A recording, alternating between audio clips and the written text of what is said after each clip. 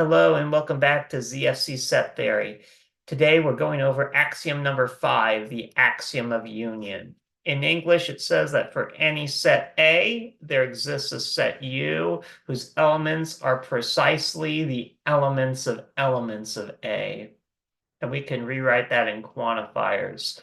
For any set A, there exists a U such that for all X, X is a member of U if and only if this is true, namely that there exists some Y in A such that X is an element of Y. This blue part here is the same as saying that X has to be the member of at least some element of A, possibly more than one, but at least some element of A. So this whole part is saying that the elements of U are precisely anything which is the member of at least some member of A. Now there's an easy theorem we can prove that says that this set of elements of A is unique, which isn't too surprising because by the axiom of extensionality, two sets are equal if and only if they have the same elements. So let's do a little quick proof. So suppose we have some set A. By the axiom of union, we know that there exists a set U satisfying this property, namely that the elements of U are precisely those things which are members of at least some element of A. So we know there exists a set, but how do we know it's unique? Well, assume that we have some other set U prime satisfying the exact same property. To show uniqueness, we want to show that they're both equal. How do we do that? Well, if X being in U is the same as this, and this is the same as this, then we know that for any X, X is in U if and only if X is in U prime. And now what does this tell us? Well, this tells us U and U prime have the exact same elements. So therefore, this tells us that U has to equal U prime. By what axiom? By the axiom of extensionality. So that proves U equals U prime. That proves uniqueness. So since we proved there exists a unique set having this property, we're allowed to invent a new symbol for it. So let's do that. Definition. For any set A, define this guy. This piece right here is called the big union symbol, by the way. Define this guy to be the set of elements of A. In other words, big union of A, or maybe sometimes we'll just call this union of A. It's this, what is it? It's the set of all X for which there exists at least some Y in A for which X is a member of Y. Let's try an exercise, shall we? Let's find the union of this set. Okay, how do we do it? Well, here's the thing. This set has two members, this guy and this guy. So what are the members of our set? Well, they're A, they're B, and they're C. So what are the members? Well, A is a member because A is a member of this guy, which in turn is a member of our whole set. Okay, this is what it means to be in the union. It means that you're a member of some member. What else? Well, we see by similar logic, B has to be a member as well. And what about C? Well, C is also a member because C is a member of this guy, which in turn is a member of the whole set. Okay. So we know, therefore, the union contains A, B, and C. But here's a question. Are there any other members in this guy? No, there are not, but let's prove it to be formal. Suppose you have some member X of the union. Well, what does that mean? That means X has to be a member of a member. That means X either has to be in this set or it has to be in this set. So X has to be in A, comma B, or X has to be in singleton, comma C. But this part is the same as just saying X equals A or X equals B. And then this part is just the same as saying X equals C. Therefore, X equals A or X equals B or X equals C. Okay, so we proved A, B, and C are in the union. And then if anything else is in the union, it has to be A, B, or C. So therefore, we can rewrite this guy. We can rewrite this guy as the set of X such that X equals A, or X equals B, or X equals C. And that's our answer, okay? So notice this is pretty cool. This allows us to make a set that has 3 elements. Recall with the axiom of pairing alone, we were only able to have 1 or 2 elements in a set, but not necessarily 3 elements. Well, now we can. So now we're going to make a convenient definition. We're going to define this set, this triplet, to be shorthand for this, because it would be a pain to have to write this every time, right? This is easier. All right, we have triplets. Well, what about quadruplets? How can we form a quadruplet? Well, for example, we could take the union of the pair containing as one element A, B, and C, and then maybe another element is going to be the singleton containing D. And so what's this union going to be? Well, remember, union means it's the elements of this set, okay? So the members of members, okay? Well, this is one member of the set, and this is another member of the set, okay? So since we're looking at the members of members, we got to look at the members of this guy and the members of this guy, okay? The members of this guy are A, B, and C, and the members of this guy are D. So by similar logic as the previous example, we see that this is just going to be the set of X such that X equals A, or X equals B, or X equals C, or X equals D. Okay, and here I'm using the little V-looking symbol to mean or, because it's quicker to write. So we can see there exists a set with exactly 4 elements. Well, of course, if A, B, and C and D are distinct. If they're not distinct, then you might have less than 4 elements. But in principle, this allows us to make sets of 4 elements. So we can make another definition. We can write A, comma B, comma C, comma D as an abbreviation for this guy. Since we know this guy exists as well. So we might as well use more convenient notation for it. And similarly, we can go 5, 6, 7, and so on. However, formally, we can't define a set with n elements for any natural number n because we haven't formally defined the natural numbers yet. Let's try another example. What is the union of the empty set? Okay, well, remember, union means it's the members of this set, okay? And since this set has no members, this has no members of members. So this is going to be the empty set. But if you don't believe me, let's rewrite this in an alternative notation. Recall, this is the set of X such that there exists a Y in whatever set this is, such that X is an element of Y. Okay, that's another way we can write this set.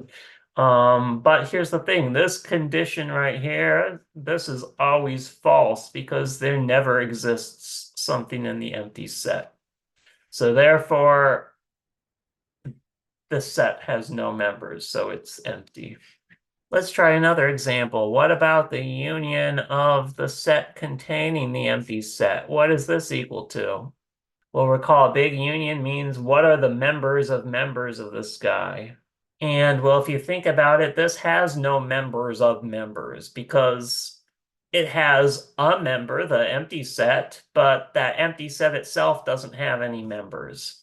So this is also going to be the empty set. And if you don't believe me, let's rewrite this in set notation.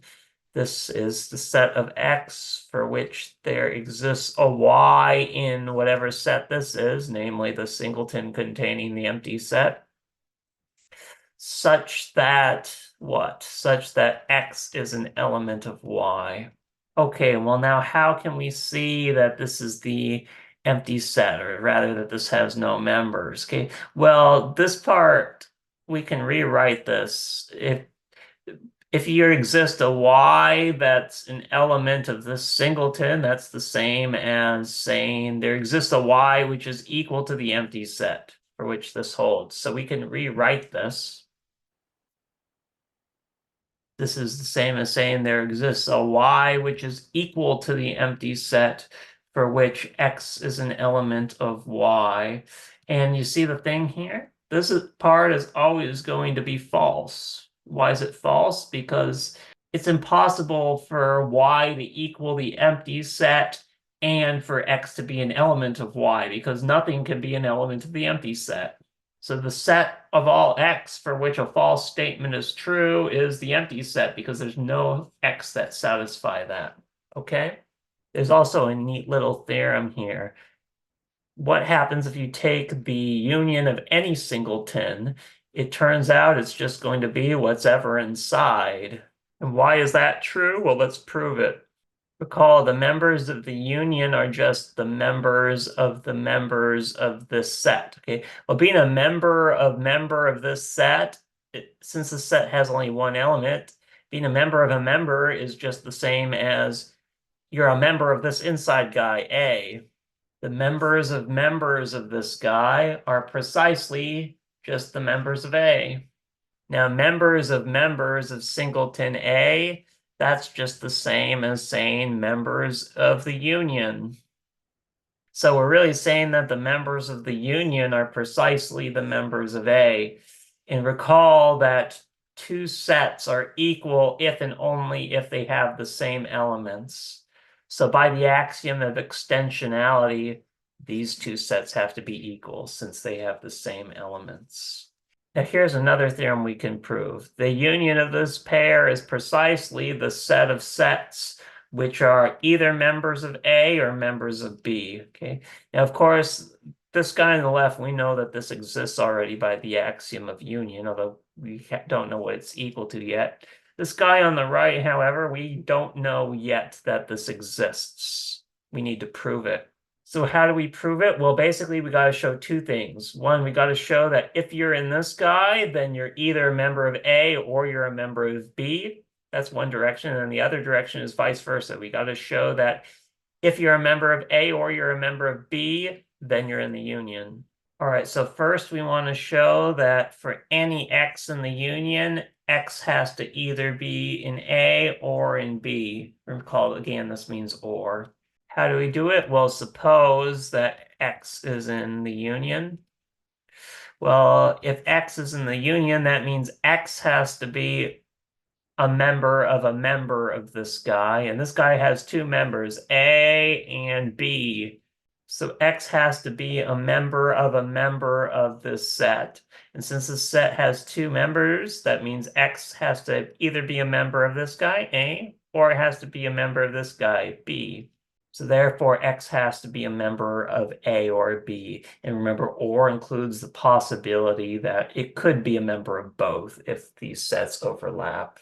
Okay, so we proved the forward direction. Now we want to prove the converse direction. We want to show that if X is in A or X is in B, then X has to be in the union. How do we do that? Okay, well, assume this is true. Assume X is in A or X is in B. So that means X has to be in some member of this guy, right? Because if X is in A, that means X is in this guy. And if X is in B, that means X is in this guy. So it has to be in some member. So therefore, X is in the set of members of this guy, which is just called the union. So we prove this. So since we proved both directions, the forward direction and the backwards direction, we know that it must be an if and only if. So we proved that X is in this set if and only if it's in A or it's in B. So therefore, that concludes the proof. And that means we know now that this set exists. Okay, we needed to use the properties of union in order to prove that this set exists. Now here's a definition we can make. We define the union of A and B to be the set of things which are either in A or in B or in both. This symbol right here is the little union symbol as opposed to the big union symbol. In fact, this is probably the symbol that more people are comfortable with. And note that to make this definition, we had to use the fact that this set exists, which wasn't totally obvious. It was something we needed to prove. So remark, the union of this set is just A union B. This is the big union, this is the little union. Just to give a quick exercise, let's say you want to take the little union of these two sets. How do you do it? Well, it's the set of things that are either in this guy or in this guy, or possibly both. Well, the things in this guy are A, B, and the things in this guy are C and D. So to be in this guy or this guy, that means you're either A or B or C or D. Okay, so this is just going to be A, comma B, comma C, comma D. Now, if you look at different books, you might have noticed that they give different versions of the axiom of union. Above is the axiom of the union that I've introduced in my lecture, but some books give a weaker version of the axiom of union, which says that for any set A, there exists a set U containing all elements of A. And the difference between that version and my version is that in the weaker version, it says that it contains all elements of A, but it doesn't specify whether or not it might contain some other elements as well, some quote unquote garbage elements. In quantifiers, we see that the only difference is that this version has a single arrow, whereas my version has a double arrow. It's an if and only if. However, the converse direction can be proven using the axiom schema of separation. So let's prove it. Let A be a set. Let U be some set containing all elements of A, which we can do by the weak axiom of pairing. Well, consider this set. This is the set of X in U such that X is in at least some element of A. This set exists by the axiom schema of separation. Here's our proposition P of X. And even though I've written it in English, we can rewrite this in quantifiers, but I'm going to leave it in English for now. So we know this set exists by the axiom schema of separation, right? Well, guess what? If you're in at least some element of A, then you have to be in U because U contains all elements of A. So we can rewrite this set by scribbling this little part out. And this set exists. And what is this? This is the set consisting precisely of the elements of A. So we've shown that if the weak axiom of union is true, then the axiom of union, the stronger version, also has to be true. So it doesn't really matter which version of the axioms we use. However, for the purposes of this class, I think that the stronger axiom of union is more beginner friendly, and that's why I'm going to use it.